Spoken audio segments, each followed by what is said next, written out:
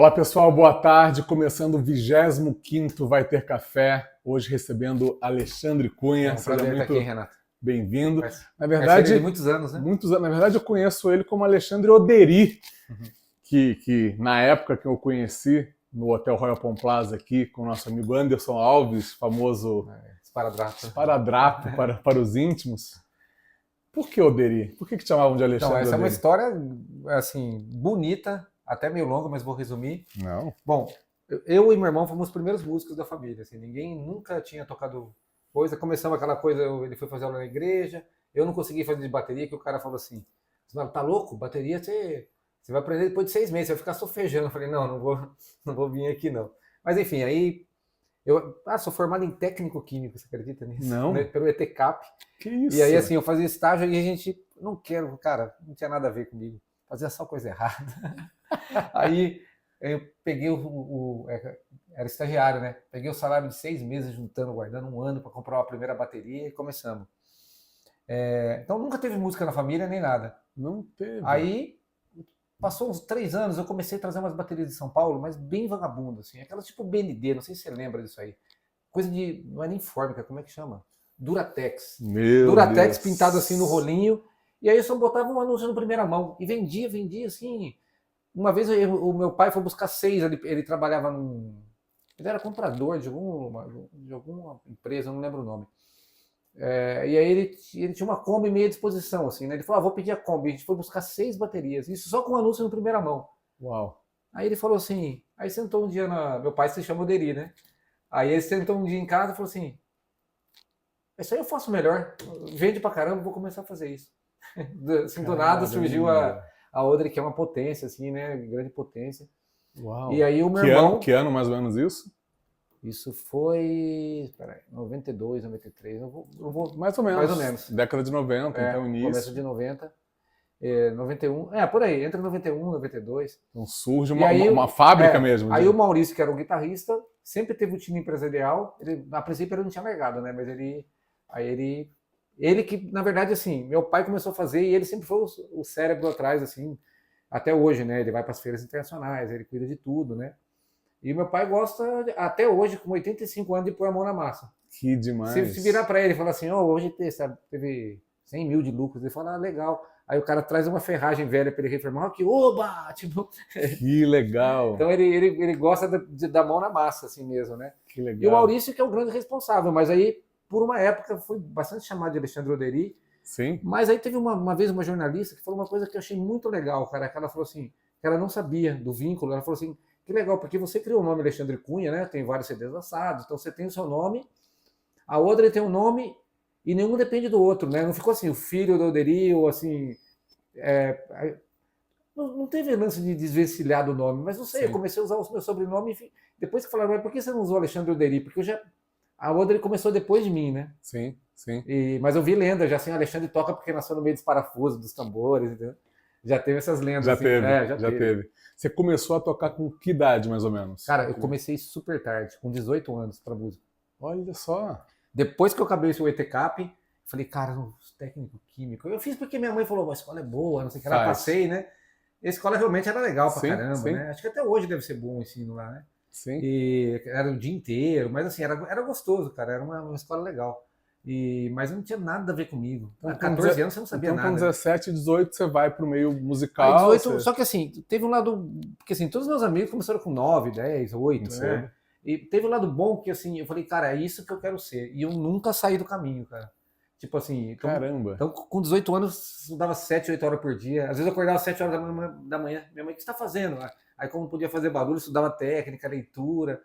Aí estudava o dia inteiro igual um louco, assim. Que demais. Mas é legal que, assim, legal, não sei se é legal a palavra certa, mas o interessante é que o reconhecimento vem quando você começa a conquistar, né? Porque a minha mãe sempre fala, eles nunca foram contra, mas assim, mas era, antes do Oderi, meu pai era classe média mesmo, para quase baixa, né? Tipo, tem aquele salário do mês, chegava no final do mês, já não ia dando, né? Tinha que esperar receber o salário de novo, né? Então, assim, graças a Deus, hoje mudou tudo com a Oderi, né? Sim. Mas, assim, eles nunca, assim, tipo, falaram nada contra, mas também acho que não queria que a gente fosse músico, né? Sim. Aí minha mãe falava, ele tá desempregado. Me explica uma coisa, a fábrica Odery, né? Vocês fazem bateria. O que vocês fazem da bateria? Só para eu entender. Faz tudo? Faz Então, agora tem 2 linhas de produções. Antes sempre fez tudo e era mão, né? Esse é o grande diferencial. artesanal? Handmade, né? Que chama. Handmade. Handmade. Porque você vai lá, você escolhe tudo. E o Maurício, né? Que é o meu irmão dono, ele sempre assim. Por isso eu acho que a Odery não quebrou, porque na época que abriu a exportação, ele já tinha aquela coisa, a gente vai colocar, parou de fazer tudo que era vagabundo, e falou assim, não, a gente vai fazer do melhor, vai concorrer com as melhores, a Odery vai estar, o nome vai estar ligado à qualidade. E aí foi quando abriu a exportação e quebrou todo mundo, porque chegou o Pier, chegou tudo, só que aí tinha aquela Gulp, não sei o que lá, mas eram baterias muito simples, né? Uhum. Então, o mercado engoliu elas e não engoliu a Odery, porque a Odery já tinha o lance da qualidade, né? Assim, daquele lance de ser handmade, e conseguia concorrer com eles, né? Sim. Então acho que isso foi um grande lance dele pôr a bateria, de sempre pensar na qualidade. Você me perguntou se eles faziam tudo. No começo, cara, loucura. Meu pai pegava o ferro, cortava, aí ele teve que achar imagina, o que existia naquela época? GPS, não existia mal um mapa. Sim, sim. Aí ele sabia que tinha um cara em Guarulhos que fazia as peças que são a catraca, né? Que tem que fazer o molde, né? Tem um cara lá que vende, descobriu. Aí disse que ele foi assim num dia de chuva, assim, foi perguntando de porta em porta, cara, onde tem um cara que faz, até achar o cara, né? Aí ele comprava esses moldes, que era a parte da catraca, a canoinha, e o resto fazia tudo à mão, cortava o ferro. Isso. Um artista, artista, né? E fazia, ele desenvolveu as formas para fazer o. Que demais. E aí comprou um torno velho, que acho que até hoje está na outra Odery, na fábrica agora, porque detalhe, ela passou uns 10 anos no fundo de casa, né? Uau. A gente não podia nem abrir a janela tipo de pó, de tudo. E a empresa já querendo crescer, né? Onde que está hoje? Hoje está no Jardim do Lago, ali, uma empresa grande. Só que hoje, assim, tem as duas etapas, né? Tem o handmade continua porque é o carro-chefe, né? Sim. E aí desenvolver a linha, que como todas as marcas na China, aí você vai lá, desenvolve os seus moldes, né? Para sua bateria ter personalidade, senão fica um xing-ling, né? Sim. E aí vem para a loja, né? Porque senão não tem concorrência, né? Sim. Infelizmente não tem concorrência. Aí vou para outra pergunta. Você falou que você começou tarde, 17, 18 anos, tal. Quem foram os primeiros professores? Ou você foi aprendendo na marra? Você teve alguns nomes? É engraçado isso, é legal de você perguntar. Eu comecei a fazer aula porque eu não tinha dinheiro para comprar bateria. Na minha cabeça eu falava assim, não, vou fazer só uns 3 meses de aula, quando eu comprar bateria eu paro. Não tinha aquela cabeça de moleque, né? Sim, depois eu vi que tinha que estudar. Cara, eu nem lembro direito do meu primeiro professor, que foi num conservatório, assim, foi um professor bem mais ou menos, assim. O cara me deixava, até para falar, né, porque eu sou professor também, ele me dava um exercício, ia embora para dentro da casa dele e voltava no final da aula. E aí, fez aí? Eu achava que aquilo era normal, né, depois que eu fui ver. Aí, como todo mundo aqui, passei na mão do Jaime, né? Jaime. Passei até acabar. Todo mundo falava assim, o curso do Jaime é 4 anos, eu fiz em 2. Porque, assim, estudava igual um louco. Aí tinha aquela fama também, o cara acabou o curso do Jaime, né? Que demais. Tinha aquela fama. E comecei com bandinha de rock, né? Como todo mundo, rock cover.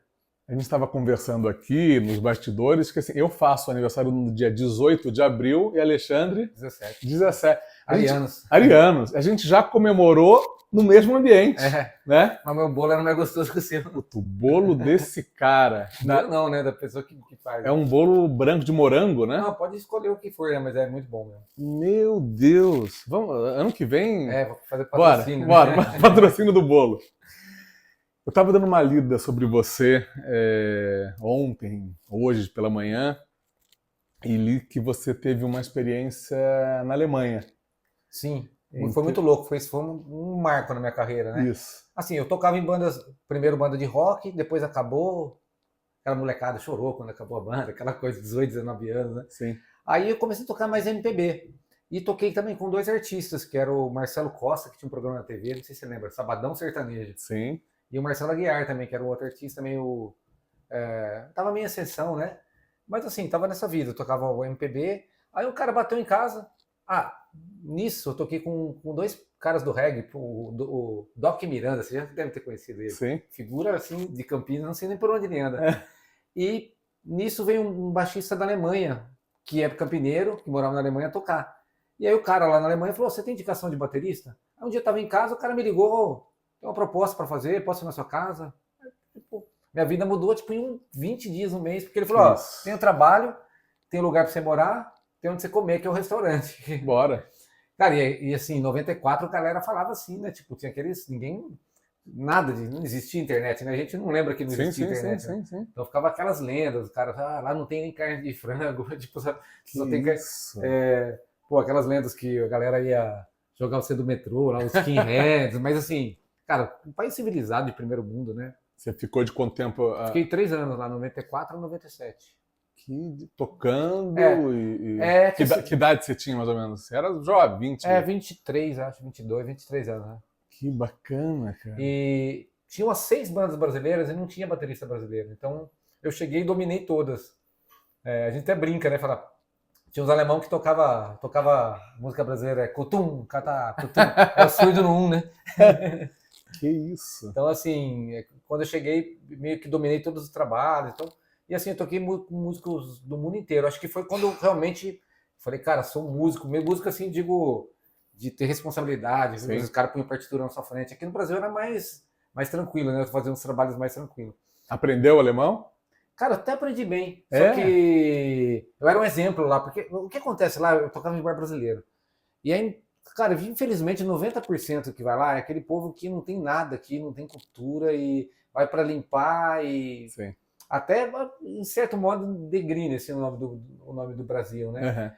Então, assim, cara, o povo tá lá 10 anos e não sabe o básico, como se fosse o verbo to be, o cara não sabe, sabe? Aí eu era assim, um exemplo, como brasileiro sabe falar alemão. Falei, cara, eu nem estudo, às vezes eu pego 20 minutos, meia hora. É que eu cheguei e já fui direto para a escola de estrangeiro, né? Sim. Era uma escola do governo lá mesmo. Mas assim, se você dedicar um pouquinho, tem um certo talento, né? Facilidade. Mas assim, infelizmente, cara, às vezes os caras lá, os brasileiros que estão lá, não sabem nem o que é adjetivo, substantivo, e aí fica difícil de aprender a língua, né? Mas agora antigamente, quando eu voltava a falar inglês, eu botava um monte de palavras de alemão no meio. Agora, se eu for falar alemão, tem que pensar e falar bem. Difícil, né? Difícil.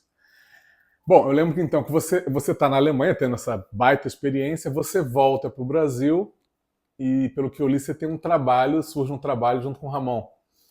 Quando eu voltei para o Brasil, eu comecei a desenvolver um negócio inédito, que era tocar no pé esquerdo, com a ponta do pé, um cowbell, e manter o chimbal, o calcanhar. Esse solo eu demorei uns 2 anos para fazer. E nisso, essa história do Brazilian Duet é legal. Ia ter uma feira da música, e o Ramon sempre foi um cara que, assim, aqui já era destaque pra caramba, super batera, né? E aí tem um salão da bateria, chamava. Aí, vamos botar os melhores. E a Oda, ele podia botar alguns bateristas. Aí o Robertinho Silva era endorse, e ele falou, não, tem uns caras aqui, ó, só que ninguém conhecia a gente. Tá. Aí ele falou, não, os caras têm um dueto, porque não existia dueto. Os caras têm um dueto super legal, um negócio diferente. E aí ele falou, vocês têm 2 semanas para montar um negócio aí e se apresentar com os melhores dos melhores lá, velho. Meu Deus. E aí, cara, a gente foi lá, ralando, até saiu na revista, que foi o destaque da coisa, foi o dueto, aí aquela coisa... Aí o Duda Neves viu um workshop, que na época ele era super famoso, falou, cara, vocês têm que registrar isso aqui, é uma coisa inédita. Falou, pô, vamos gravar. Então, assim, o Brazilian Duet foi o que mais proporcionou o nome no Brasil mesmo, assim. Cara, pra você ter uma ideia, eu fui em Garanhuns tocar no interior de Pernambuco. O cara, pô, tem um cara lá que é seu fã, cara. Mas isso muito antes da internet, né? Assim, internet no começo, aquela coisa de meio. Eu falei, mas como assim, meu fã, cara? O cara copiou um VHS que o outro tinha. Que isso. O cara também, às vezes, o cara da Bahia veio fazer aula comigo. Falou, meu professor que te apresentou, ele me deu um VHS. Você fala, cara, e as coisas corriam dessa maneira, né? Sim. Você fazia uma cópia do VHS, dava para um que fazia uma cópia. Sim. Então a gente viu que isso aí foi pro Brasil mesmo, assim, cara. Foi... Umas horas a gente se sentiu meio popstar, lembra assim? Aquela fila de 30 bateristas para tirar foto, dar autógrafo. Cara, foi uma loucura, assim. Mas acho que é um momento que vocês começaram a se tornar pessoas famosas no meio, né? Eu li que no seu primeiro trabalho tem várias participações já também de pessoas... Aí foi um pouquinho depois, que também foi o outro marco, né? Que foi pessoas de ultra nome, né? Uhum. Então, é muito louco como as coisas aconteceram na minha carreira. Aí, de novo, meu irmão foi o responsável. Porque o Ayrton Moreira veio para o Brasil, e o Ayrton Moreira é da Odre, era endorse da Odre. Opa. Aí ele falou assim, você não quer gravar no disco do meu irmão? Porque o Ramon já tinha disco, ele ficava falando assim, pô, você precisa gravar o seu, você precisa gravar o seu. Beleza, mas... Aí, é a mesma coisa, ele falou, você não quer gravar no disco do meu irmão? Ele falou, gravo. Ele até Nossa. falou assim, né, que na época ele era bem famoso, ele falou assim, cara, eu não vou cobrar, porque se eu falar quanto eu cobro por faixa, Não vai rolar. não vai dar para pagar, então eu vou lá. E aí ele ia pro Rio, e aí ele já falou com o Arthur Maia não vem gravar aqui no meu estúdio, Arthur Maia é o do bem, né, assim, cara, aquele cara do bem. Sim. Aí ele falou, cara, você tem que gravar seu CD lá, que CD? Né? Para quem não sabe, a gente está falando de músicos, por exemplo, Arthur Maia foi o músico do Djavan. Certo? Eu acho que ele foi muito além do Djavan, né? Né? Não, assim, ele gravou com o Djavan, fez, mas ele sempre foi a vida inteira músico do Gil, né? Assim, ele Gil. gravou com tudo. Tanto que o Gil abre um disco falando Sim, Arthur Maia no baixo e Arthur Maia faz um solo de 3 minutos, uma coisa inédita, né? A moral que ele tinha. Sim. Ele foi muito mais que um músico, um acompanhante, né? Ele era saía em capa de revista. Né? Ele fazia show naquele circo voador para 5 mil pessoas, com o nome dele. Ele foi um cara que, não só o baixo, como músico, conseguiu transpor essa barreira, né? Virar um artista mesmo, assim, né? Ele era muito carismático. Você teve a oportunidade de tocar junto com ele. Ele fez 2 turnês com o meu grupo depois, futuramente. Mas voltando ao disco, então, aí ele chamou o Marcelo Martins, que hoje é super amigo nosso. Mas na época, assim, cara, vou gravar com o Marcelo Martins. Que é saxofonista, flautista do Chico. Do Djavan. Mas também tocou com todo mundo. Tocou com o Chico, né? Com todo mundo. Se vê o currículo dele, é todo mundo. Gal, Gil, Caetano, é todo mundo. Mas assim, ele sempre, há uns 20 anos, ele é do Djavan. Né? Do Djavan. Então, assim, cara, como que a minha primeiro disco vai ser? Ayrton Moreira, Arthur Maia e Marcelo Martins. E aí depois, olha só, eu dava aula para Zabumbeira, numa outra etapa, né? Para Zabumbeira do Dominguinhos. E a gente ficou amigo, a gente era amigo, né? Aluno e professor sempre vira amigo, né? Aí eu falei assim, pô, será que ele não grava uma faixa para mim? Ela falou assim, lógico que grava, eu gravo de graça pros amigos dele. Eu falei, será? Aí parece Dominguinhos, cara, a sanfonia. Cara, isso aí é uma lenda, né, cara? Meu Deus! E gravou 2 músicas nesse disco também. Que isso! Então, assim, cara, aí foi tão especial tudo, que, assim, eu fui mandando o disco depois pro exterior, e naquela época era correio mesmo, cara. Sim. Fazia um encarte, mandava o disco. Aí, um belo dia, abri a internet, seu disco foi eleito entre os 10 melhores do ano por uma rádio dos Estados Unidos. Cara, também foi que chamava Smooth Jazz and More. Cara, foi um... Aí saiu um correio, lógico, mandei pra todo mundo, né, cara? É um negócio que a gente não tem muita dimensão, né? Mas fala, cara, como que acontece isso mesmo? Eu lembro quando você... Acho que, se eu não me engano, quando você voltou de alguma turnê da China, que você me falou que vocês eram celebridades lá. Então, aí o terceiro passo, né? Então, quando eu fiz esse primeiro disco, comecei a mandar pra muito lugar, assim. Cara, comecei... Não, sabe o que era mais engraçado? Eu mandava e-mail e falava, cara, os caras respondem, porque no Brasil o cara não responde, né? Aí falava, pô, diretor do festival tal. O cara me respondeu, aí você fala, vocês querem receber minha música? O cara da rádio. Sim, mas sim, você está me respondendo. Aí eu ia pro correio com uns 15 apostila, mas aí eu tinha as matérias. Saiu matéria no dois dos principais sites, que era o Jazz Review e o outro chamava... Putz, não sei se eu vou lembrar o nome. Mas eram os 2 principais sites. Sim. Aí, até no final, eu lembro que, assim, traduzido em inglês, saiu Alexandre, umas grandes surpresas da música brasileira para o mundo. Então, as críticas foram, assim, maravilhosas, né? O cara falou assim, ele me lembra o Dave Weckl, outro falando. Caramba. Então, assim, aí eu mandei para um monte de lugar. Aí veio um e-mail da China, o cara gostou muito das suas críticas, vocês querem vir aqui para Xangai? Eu falei, gente, Xangai? Cara, parecia... E aí ficou aquele negócio, aí o cara de novo, vocês vão confirmar? Aí a gente estava num projeto cultural, né, um PROAC. Eu falei, cara, vamos pegar um cachê de uns 2, 3, já deixar meio reservado para passagem. Quem era a banda? Quem que era? O Bruno desde sempre, né? Bruno Copini, que assim, pô, é músico que trabalha com a gente até hoje, né? Sim. A Janice e o Marcelo Valese. Uau! E, cara, fomos se aventurar para a China, Cara, aí chega lá, um palco para 4 ou 5 mil pessoas. A gente não tinha nem ideia, né? Um palcão, e tocou o Incognito. Cara, antes, um outro dia, tocou tinha uma cantora, Laura Fiji, que era bem famosa também. E aí, cara, a gente foi tocar lá, e aí, inclusive, saiu acho que é Xangai Scene, lá, uma revista deles, que o nosso tinha sido o melhor show do dia. Cara, a gente foi conseguindo umas coisas que você nem sabe como, né? Assim... Mas eu lembro que o cara foi fazer uma... Como assim não sabe como? Vocês são talentosos. Não, mas que assim, às vezes não cai a ficha. É engraçado, eu ia fazer essa pergunta, né?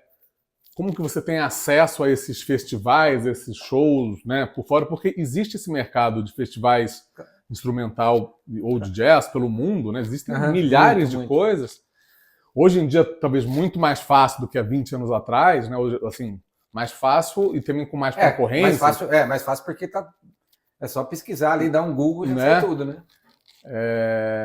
Agora, tem que partir de você de falar, cara... Eu acho que isso aqui, acho que a maior lição que eu posso deixar hoje para os músicos é assim, você tem que ser seu próprio empresário, cara. Porque ou você é famoso, ou você é um Hamilton de Holanda que, tipo, né? Assim, pô, o cara é o Hamilton de Holanda, vai ter alguém vendendo ele, vai ter alguém querendo comprar ele, né? Sim. Ou então, assim, por mais que você seja bom, cara, para você ser um destaque mundial, é uma coisa assim... Pô, eu edito meus próprios vídeos, eu adoro editar. Mixar ainda não sei, cara, mas assim... Você tem que ser seu empresário, você tem que fazer sua arte, você tem que cuidar da rede social, porque quem que vai fazer para você? Ou você é muito rico e paga as pessoas, né? Sim. Mas isso aí acho que nunca dá certo, porque eu acho que o trabalho em si, tudo dá certo pelo... Cara, você está falando uma coisa que me veio aqui, uma coisa assim, você está falando da tendência dos músicos, mas aonde que você quer chegar como músico? Você já foi para China, você já foi para Chile. Pô, essa é uma pergunta muito legal, você porque já assim... foi... Qual que é um lugar que fala assim, cara, aqui eu quero... Cara, eu vou te falar uma coisa, não é presunção, não, alguma coisa assim. Não, bora. Mas muitas vezes eu já pensei isso, que eu falei assim, puta, eu já cheguei onde eu queria, cara. E isso é uma sensação tão boa que você... Por exemplo, assim, várias vezes, com o Brasilian Duty eu senti isso. Pô, a gente tocar num teatro com 300 bateras, todo mundo...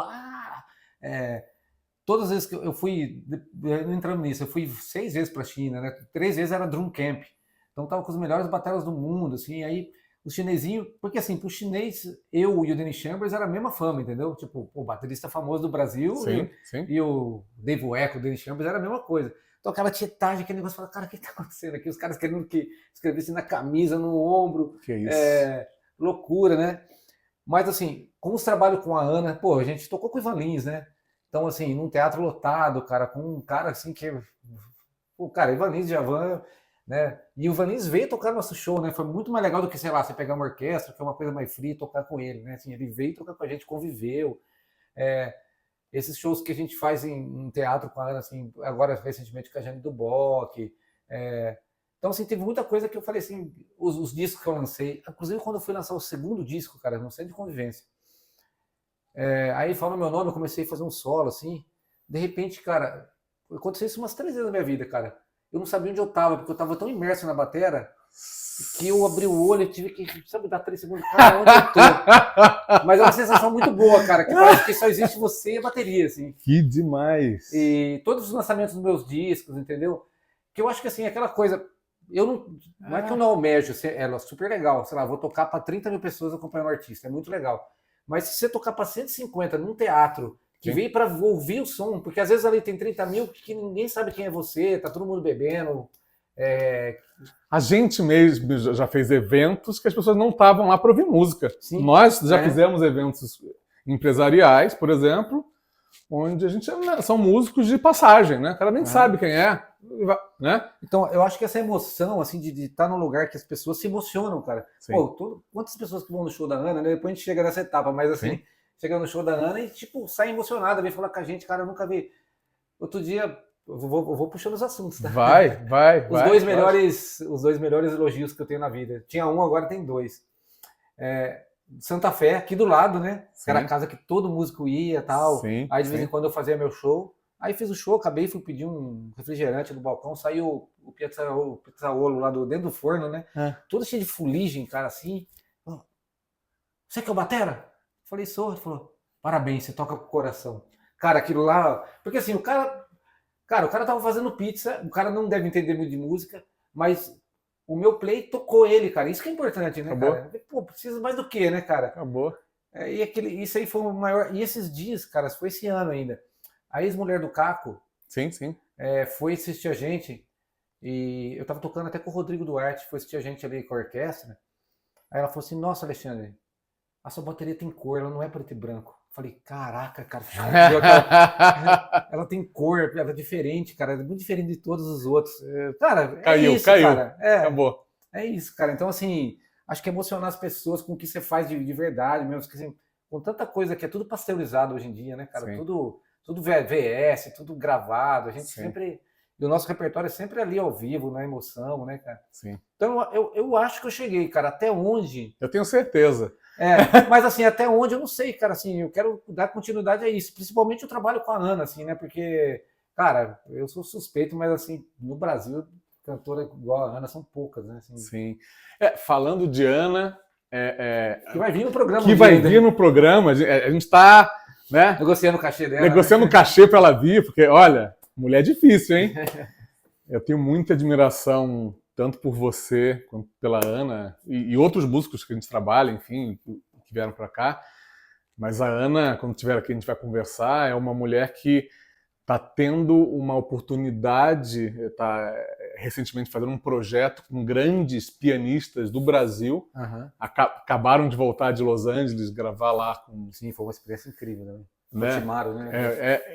Então, assim, ainda bem que tem pessoas que fazem música de verdade, com alma, com coração. Eu vou contar uma novidade para você, porque você teve os pianistas, né? Agora vai começar alguns shows.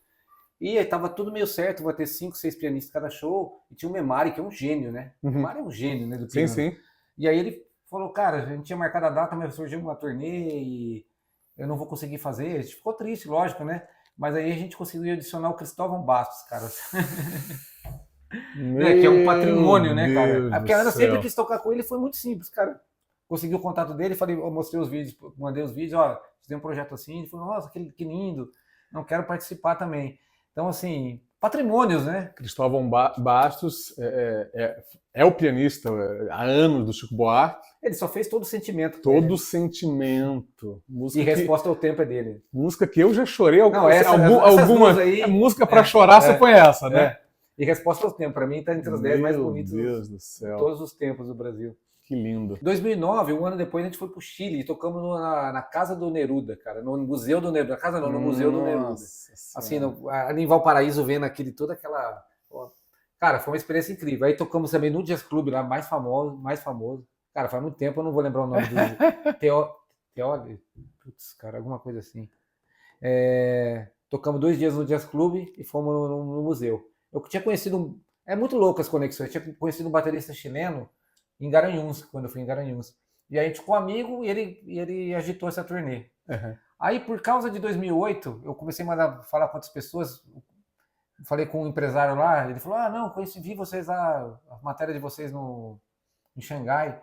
Ele conseguiu uma turnê gigante pra gente no sul da China. Fizemos 4 ou 5 cidades lá, e ele também conseguiu, porque a gente foi tocar na Coreia, que é um dos maiores do mundo, chama Jarazum, uma cidade na Coreia. Aí também tocamos no Jazz Club.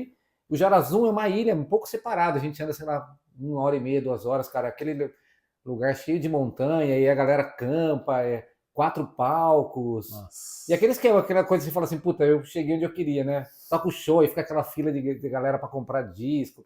Que demais. Cara, foi tudo muito cuidadoso da China, cara. Eu cheguei assim, tinha uma foto minha assim, cara, aquele meio plástico, não é plástico, aquele papel, uma coisa um pouquinho dura. Eu falei, mas o que é isso? Para botar nas malas, sabe? A minha foto, Alexandre Cunha. Que legal. Aí recepção no hotel com coquetel, cara. Celebridade. Cara, celebridade.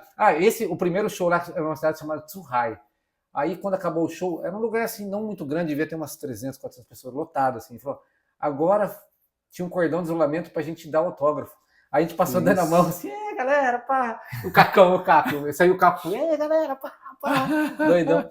Aí foi assinar os discos, aí tinha um pôster gigante, assim. Falei, mas cara, o que é esse pôster? Estão vendendo. Cara, primeiro que é até engraçado esse cara vender o pôster sem minha autorização, sem nada, assim, né? Sim. Mas assim, pra mim tava tudo de boa, né, cara?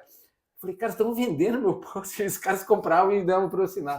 Cara, surreal, assim. Surreal. Aí fizemos mais outras... Aí mais 2 cidades, depois Hong Kong. Cara, tocamos na Bahia de Hong Kong, aquela Bahia, cara, assim... Mas ela foi tudo muito rápido, que depois a gente ia para o aeroporto, foi um negócio bem rápido, assim. Mas tocamos cara, na Bahia de Hong Kong, até o Caco falava, cara, aquele lá para mim foi o show da vida, porque é um lugar, assim, na Bahia de Hong Kong. Que lindo.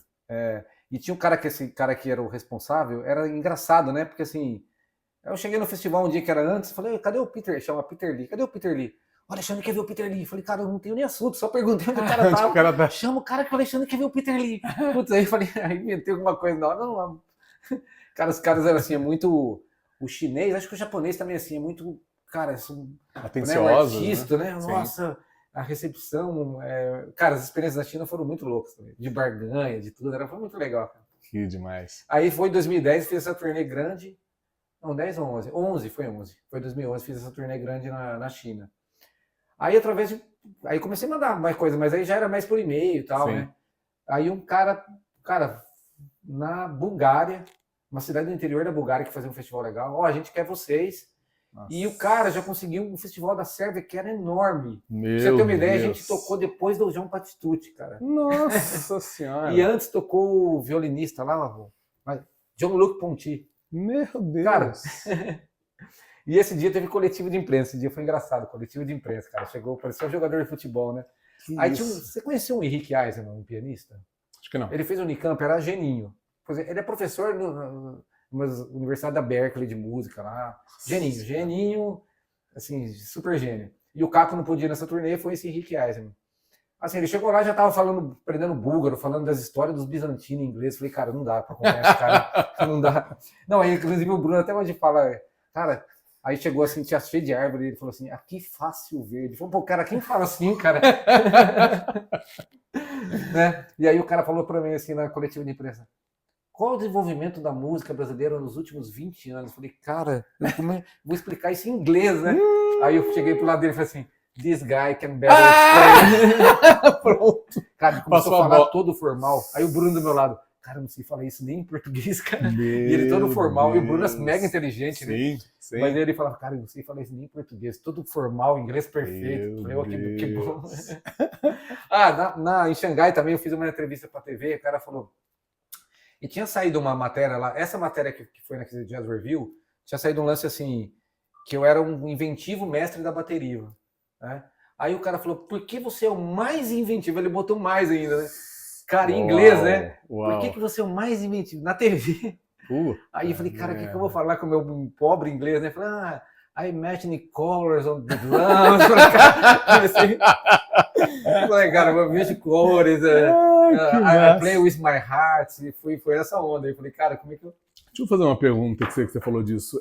Você comentou que no Centro de Convivência você estava tocando e você se sentiu em outro plano. Vou chamar assim, em outro plano.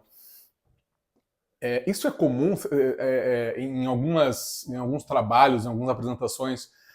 Você tem alguma emoção durante você toca, que você fala, putz, isso aqui eu tô fora. Cara, ou tem alguma música quando você toca que fala, nossa. Tem as duas coisas, assim. Essa coisa eu senti umas 2, 3 vezes, assim, de não abrir o olho e falar onde eu tô. Uau. Mas teve, por exemplo, a primeira turnê que a gente fez com a Ana, assim, que foi uma turnê grande, que chamava Alegre Menina, que era em homenagem ao Djavan. Uhum. E eu, cara, aquele negócio, eu faço tudo, eu escrevo o projeto, aí eu faço a captação, aí faço a produção, né? Tem que ligar para os lugares e tal. Aí ia ser o primeiro show, cara, a gente indo, com o Marcelo Martins, cara, que virou um mega amigo nosso, né? Legal. Assim, cara, o maior, assim, não tem dúvida que ele é o maior do Brasil, né, cara, assim. E aí, assim, no primeiro show, quando começou, cara, e eu falei, cara, esse show é lindo. Eu chorei no palco tocando uma música, cara, porque eu falei, mas não era só pela música, né? Era por tudo. Eu falei, cara, isso aqui tá sendo realizado. Olha, né, onde eu tô, com quem eu tô. Com quem eu tô. E tem uma música da turnê que a gente fez, que essa turnê foi 16 e 17, gravamos o DVD. Uhum. A Ana grávida, ela fez a turnê, aí ela teve o Gui, aí depois de 3 meses a gente foi finalizar, ele tinha 3 meses aqui no SESI, que é super legal, o Teatro SESI Campinas, né? Sim. Ali na frente do Mário Gatti, aquele teatro. César Moreiras. César Moreiras, e finalizamos lá, e o Gui tinha 3 meses, cara, e gravamos o DVD nesse dia. Que demais. Foi 16 e 17. Aí o Abre Alas, que é essa turnê super legal, de homenagem ao Ivan, foi 21, 22. Então, 22 e 23. 22 e 23. E mesmo esquema, né? Fizemos todo o show. E tinha uma música que, pra mim, é uma das mais lindas de todas. Não sei se você conhece, Depois dos Temporais.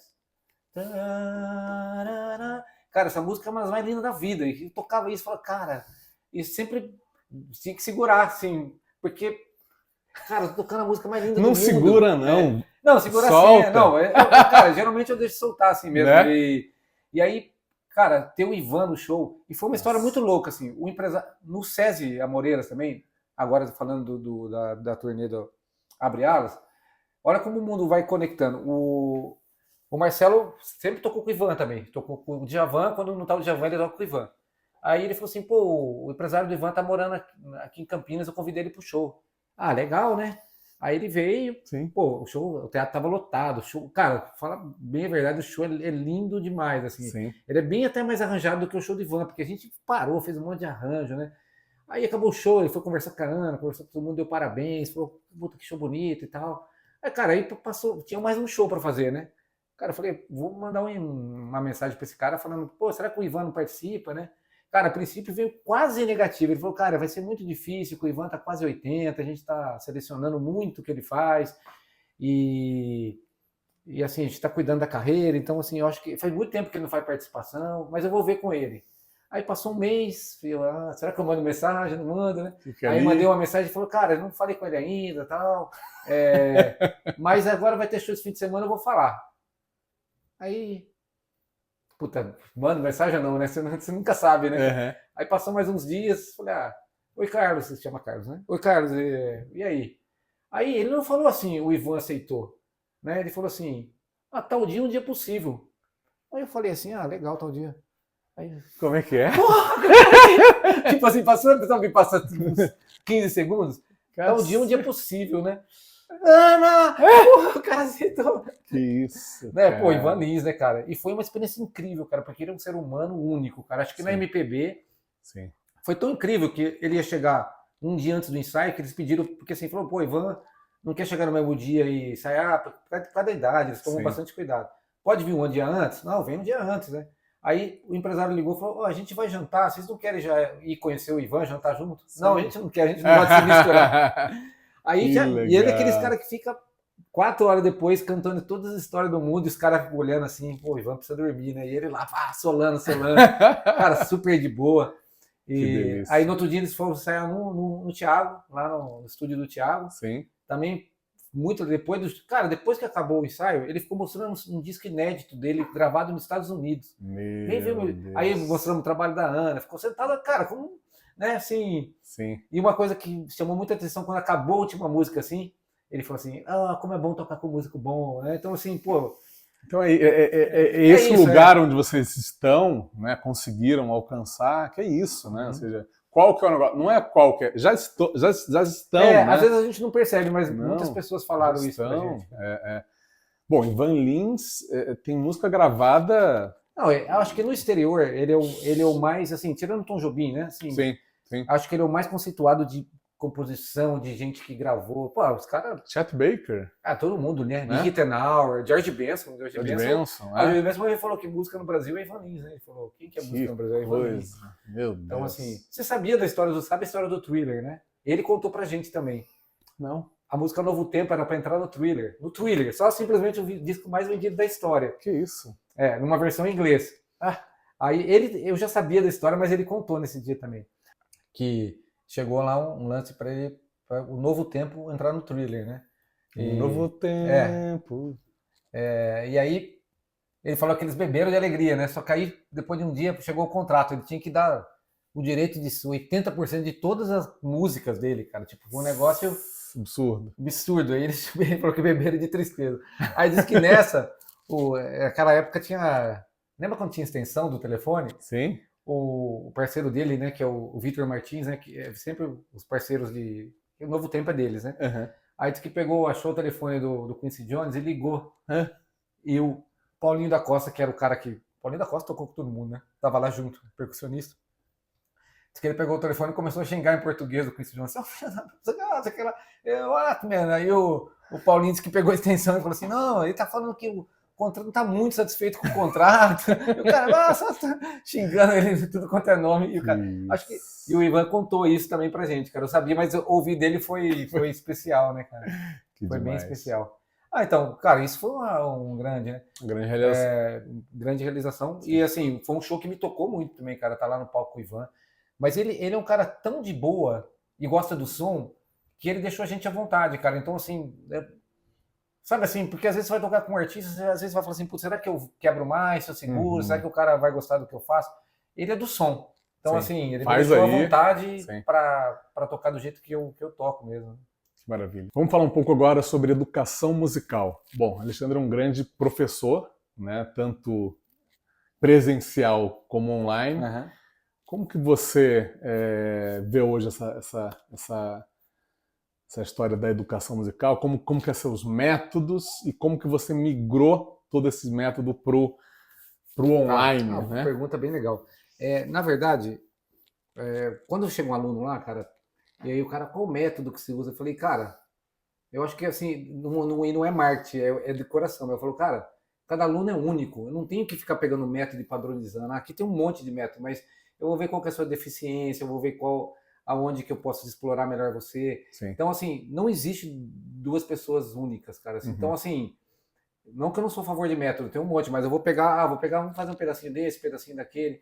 Mas eu uso uma coisa muito mais de feeling pessoal. E eu prefiro escrever muita coisa, porque eu nunca vou dar duas coisas iguais para o aluno. Lógico que tem uns padrões, né? Sim. Mas eu vejo que ele está com dificuldade mais em virada e coisa. Eu falo, então vamos aprender as figuras para você poder fazer virada. Ou está com mais dificuldade de coordenação. A né? partir de que idade, mais ou menos, se inicia? Geralmente 5 ou 6, mas aí depende da criança. Já tive aluno de 4 que foi super bem, como às vezes tem de 6. É muito pessoal, né? Porque às vezes a criança vai lá e não quer ficar só brincando, né? Sim. Aí já tem uns que são mais focados, né? Então depende muito de criança para criança, cara. Eu tenho uma escola lá da Dronfield, né? Aí eu tenho umas pessoas lá que são mais especializadas de fazer com criança. Com criança.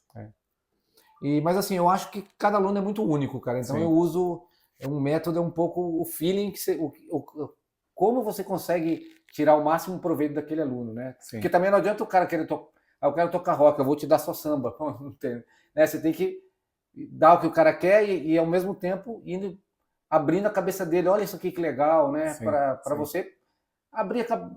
Porque assim, eu tento, quando o cara quer ser profissional, cara, você tem que saber um pouco de tudo, você não pode passar vergonha em nada, né? Se quer ser profissional, você fecha as portas, né? Sim. Vai ter um trabalho, tem que ler. Você não lê, ninguém nunca vai te chamar, porque você não sabe ler.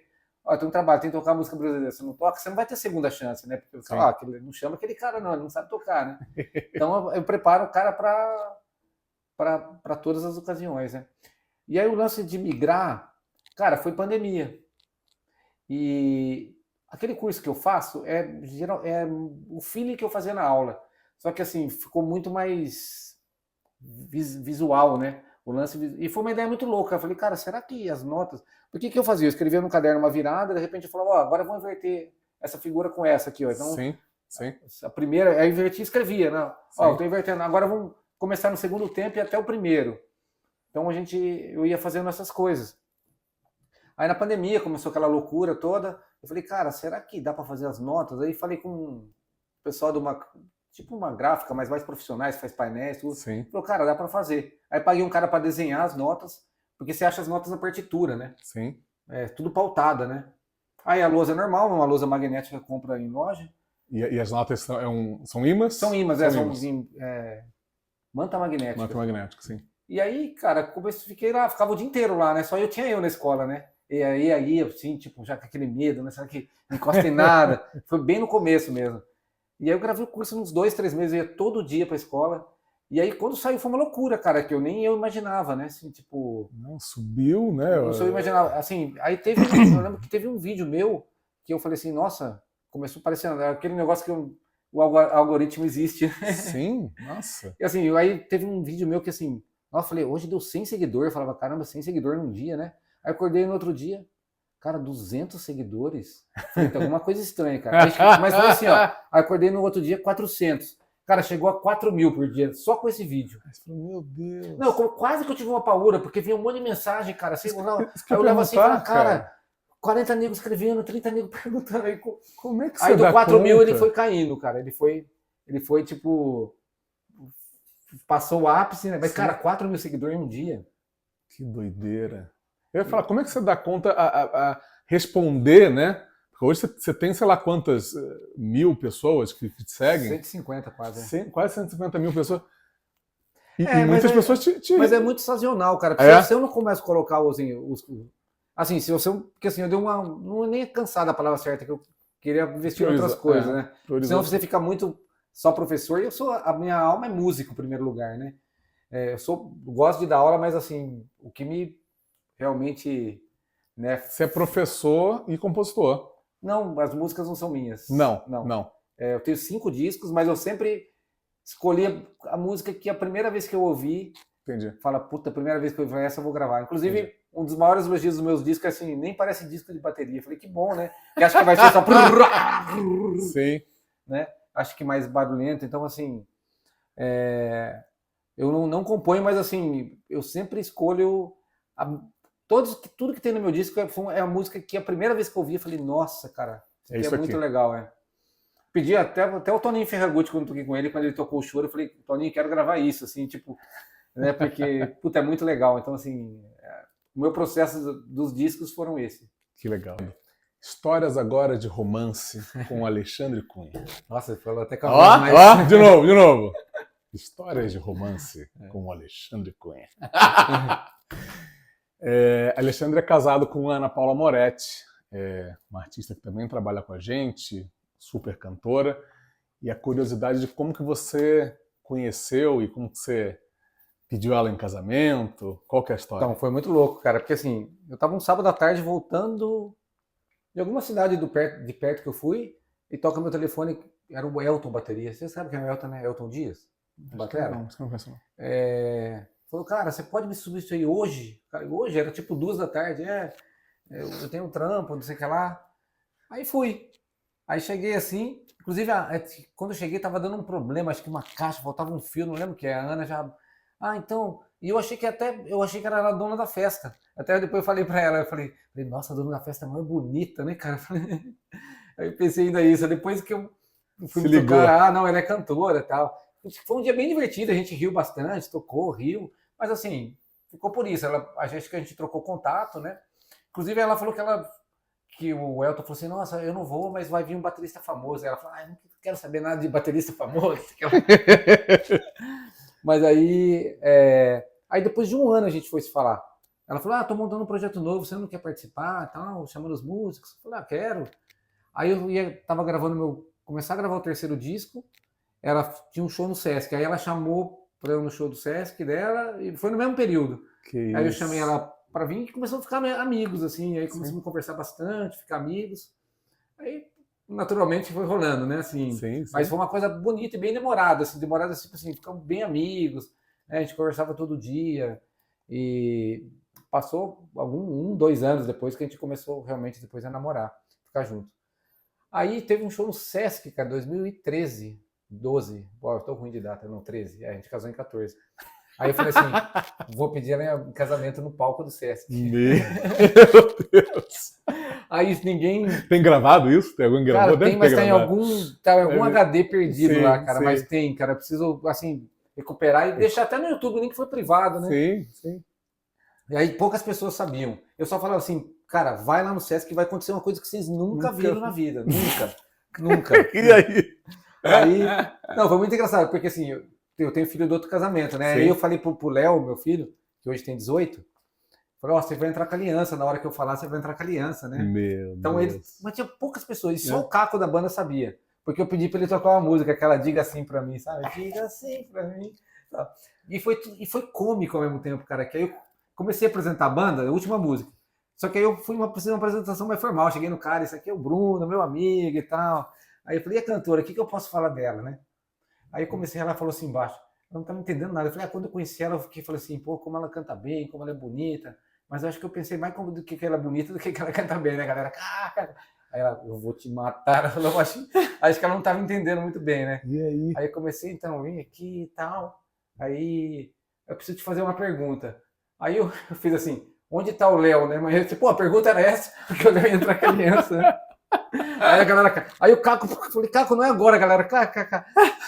Aí o Caco não tocou nada com nada, cara. Tava nervoso. Não, aí eu falei, Caco, o que aconteceu? Ele falou, fiquei nervoso. Falei, você ficou nervoso. Eu achei que ia ser mais tranquilo, cara, mas aí deu umas engasgadas. Mas aí foi legal pra caramba. Nossa, no fim do show ninguém falou do show, né? Todo mundo falava do casamento, assim, do pedido. Foi legal pra caramba. Que lindo. Aí que o lindo. Bruno, que é a figura, no final ele fez um coraçãozinho quando a gente foi cumprimentar. Fez passarinho voando. Sabe quando vai cumprimentar o povo? Fizeram uma onda de coração, assim. Puta, foi bem especial. Que demais. Foi corajoso, né? Lógico, com certeza. Pessoal, Torta Basca da Rede Basca, o apoiador do Vai Ter Café, vou oferecer aqui para Alexandre Cunha. Eu não vou fazer... Não vou fazer desfeita. Não vou fazer desfeita, não. Ó, bora. É pra comer de verdade mesmo, De verdade, cara. Pode ser no garfo, pode ser na garfo. mão. Ah, então vai na mão.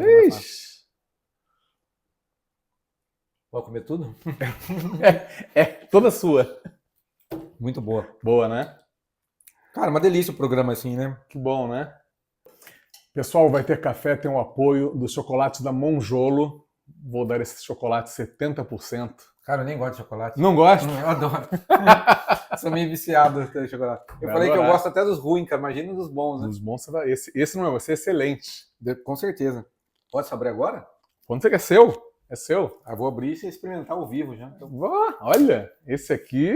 Um café, não, um chocolate... Olha isso. Sabe duas coisas que não pode fazer desfeita? Quando o cara fala assim pro batera, você quer ajuda? Eu falo, cara, não pergunta de novo não, que eu vou querer. Ajuda. Quer Total, chocolate? né? Não. Também... Lógico que eu quero. Mandei. Nossa, maravilhoso. Maravilhoso. Aí sim. 70% é... Bom, né, cara? Eu também amo. Como que o cara vai pôr açúcar no café Não dá. depois de um negócio... Você conhece onde fica? Chocolate? Não.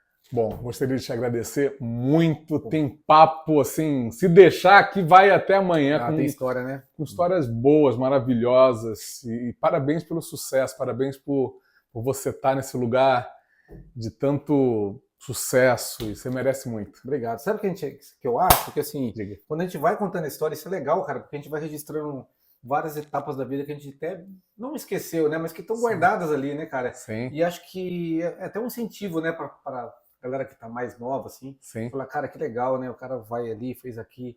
Porque o que vale na vida é a realização, né, cara? E graças a Deus a gente tá bem feliz com as realizações e feliz de estar aqui, cara. Sim. Valeu. Obrigado.